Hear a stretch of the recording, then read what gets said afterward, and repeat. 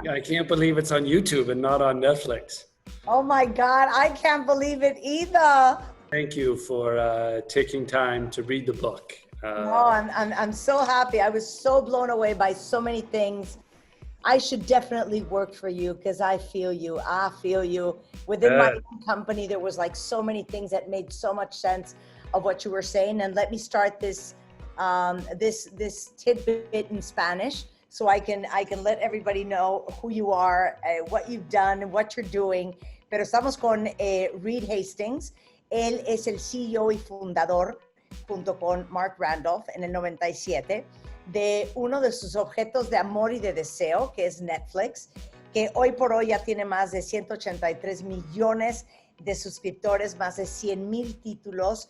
Es una máquina imparable que nos ha tenido pegados a la pantalla durante tanto tiempo, pero sobre todo estos últimos 6 meses de pandemia ha sido sumamente alentador saber que en las noches tenemos la compañía de Netflix y Reed comparte toda su experiencia en el liderazgo de Netflix en un libro extraordinario que se llama No Rules Rules o Aquí no hay reglas. So what I was saying in Spanish, you live in California, so I assume you understand Spanish perfectly. Claro.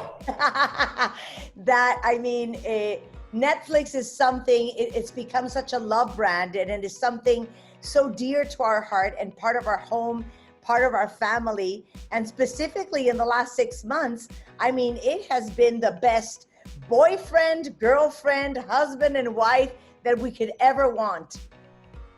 Indeed, it's such a joy during this very difficult time to provide people something that's fun and takes them away from thinking about the pandemic. Absolutely. And you know what? I have to give you a very special thank because I am so trapped. I can't even go to sleep watching Peaky Blinders, which is an absolute masterpiece.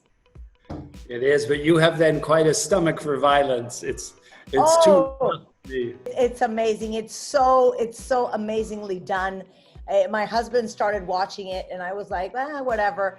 And then I just got hooked on it. And now I'm devastated because of the COVID, they're not filming until 2021, which has me, on the edge of my seat. But thank you for such amazing content. So let's talk about the book, Reed. One of the things that was amazing to me is in order to create such a creative, innovative, disruptive company, you have to have an amazing team. And what I like about the book is how cutthroat it is about finding adequate performance and finding true talent that builds a team so solid, so amazing, that you're able to make Netflix what it is today. And you have like these bullet points on, the type of performers and managers and team builders that you look for. And I think this is going to be so educational for so many professionals listening to this interview to become what they should be. Yeah, we hope that the book, No Rules Rules, stirs up the conversation and that people read it and think, can I help my organization be better, have a little more freedom, a little more responsibility, high performance. And it will be different in every organization, but there's some very stimulating ways of thinking, new ways, sort of post-industrial. Absolutely. So I think that one thing that, businessmen and women and entrepreneurs in these times have had to do is take the decision of cutting their teams into smaller bits because of the economy, because of the situation we're living. And sometimes you use the heart, sometimes you don't make the decision because it's such a nice person, because he's your friend, because he's a good, acceptable worker. But how do you make that decision when you had to lay off, a third of your workforce? What did you base your decision on? Well, 20 years ago, we ran out of money and we had to lay off a third of our people. And we really focused on getting the people working together who were the most talented, at both their work and also teamwork, that worked well with their peers. And the shock to us was afterwards, it was very sad that day, but afterwards, we were getting more done, having more fun, we're more productive, because there was fewer people, but they were all incredibly talented. And we realized, oh, it's like professional sports, like a World Cup team. You need the absolute best players, and you need them to work really well together. And with that, you can accomplish a lot. In our case, streaming and building all those great shows. I think that sometimes within an organization, you think, well, I'm not going to lay off certain members of the team because probably it's not very costly. They don't make that much money. It's not a big percentage of the payroll. It's more hands that we can work with, but that's not the way you think. Well, we try to get managers to apply the keeper test, which is if the person quit on their own, would we try to keep them? Would we try to change their mind? Okay, that's amazing. The keeper test. Yep. Okay, so if the person would quit on their own, would you keep them? Would you try to keep them? Yeah. You try to change their mind. And if so, then we love the person. If the person was quitting and you, the manager, were kind of relieved and maybe a little bit happy, then we say, okay, we should give that person a severance package, 4 to 6 months of pay now, and let them find a different job. Wow. And you say that usually when you don't have like top performers, and that's the type of people you want on Netflix, people who really deliver, people who work good in teams, you always say they take away energy from management, they reduce the quality of the group discussions. Like, give me that list that I saw in the book. Yeah, I mean, if you think about people you want to work with, they're very self-disciplined. They don't have to be managed. They're creative. They listen very well. They're optimistic. They're clear. All of those things come into what makes someone a great teammate. So what would you say, and that is something that you talk in the book a lot about, that is your number one goal as a leader at Netflix? To inspire our people, to serve our members even better.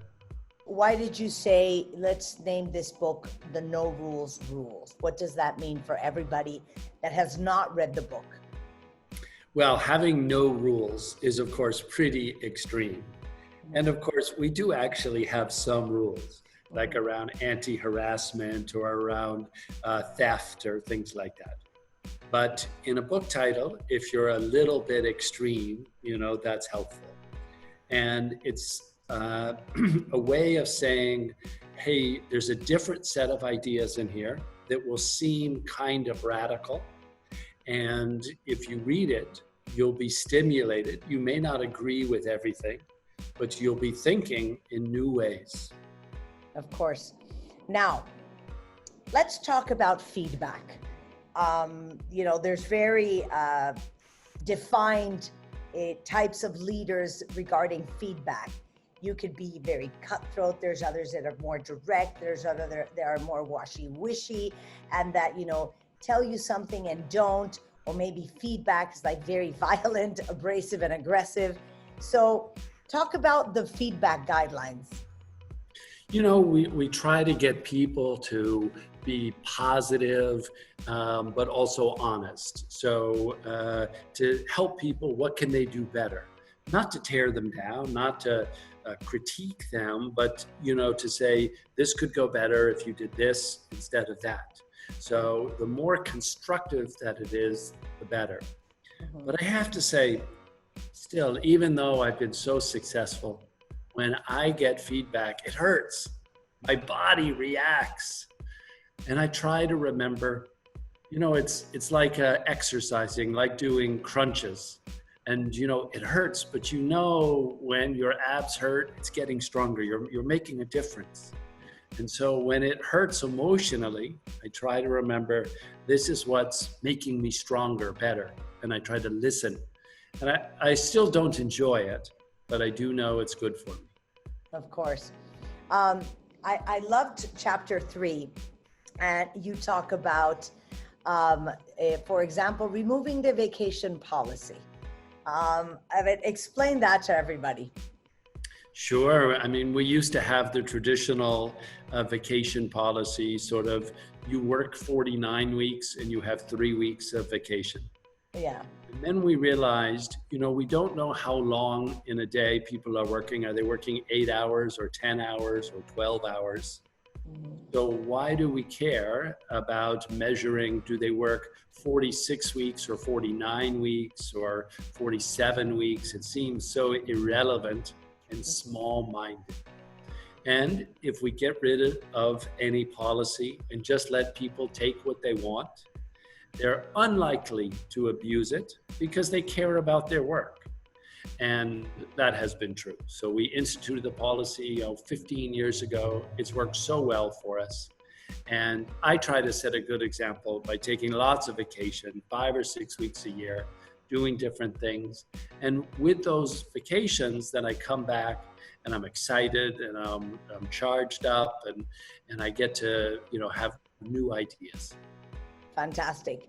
You say this is going to freak people out because in very paternalistic companies and societies, we always want to believe, and that's part always of, the CEO's speech.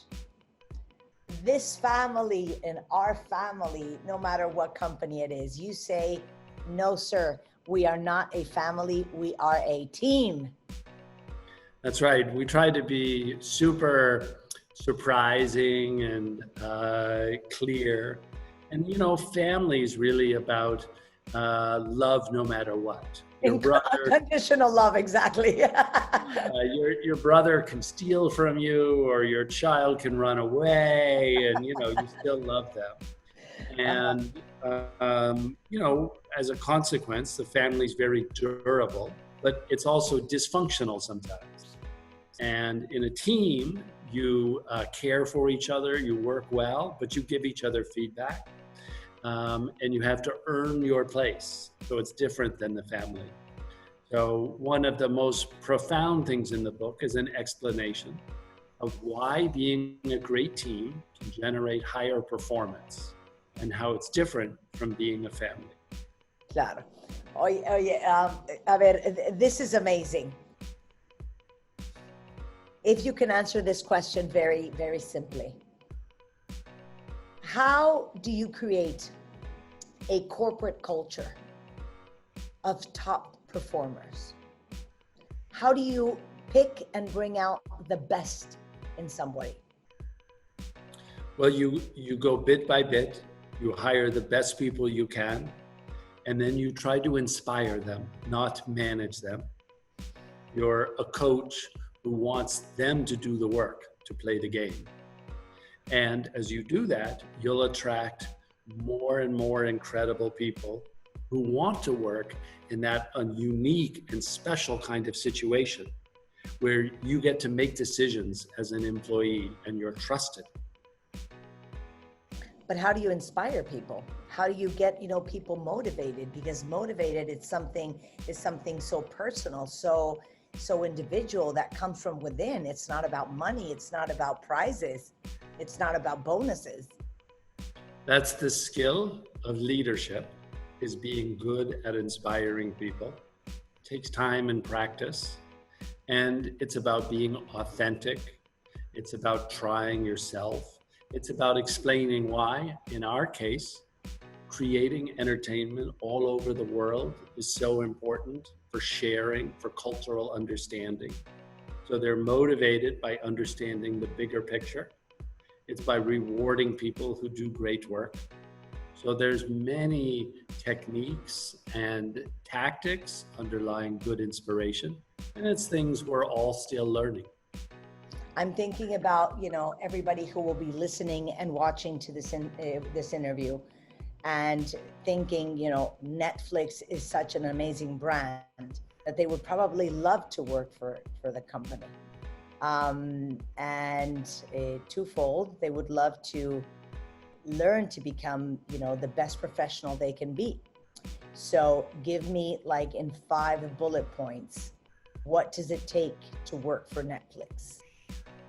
Well, fortunately, Netflix is growing all over the world, hiring in Mexico City, hiring in Los Angeles, hiring in Sao Paulo, New York.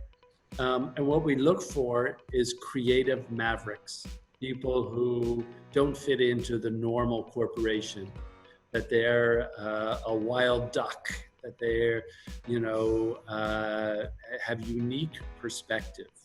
Ok, pues ya lo escucharon, cuentavientes. Eso es lo que se necesita para trabajar en Netflix, ser ahora sí que un ave fénix de la creatividad. El libro se llama No Rules Rules. Aquí no hay reglas en español. Ya está a la venta en todas partes, en diferentes plataformas digitales y evidentemente en papel. Reed, it was so fantastic talking to you. Thank you so much. I really enjoyed the book, and we'll apply a few concepts to my own company. So thank you as always. And as I say to all my audience, thank you very much for sharing your knowledge, and good luck and the best success with the book. What a pleasure, Marta. Thank you so much. No, thank you. Ciao.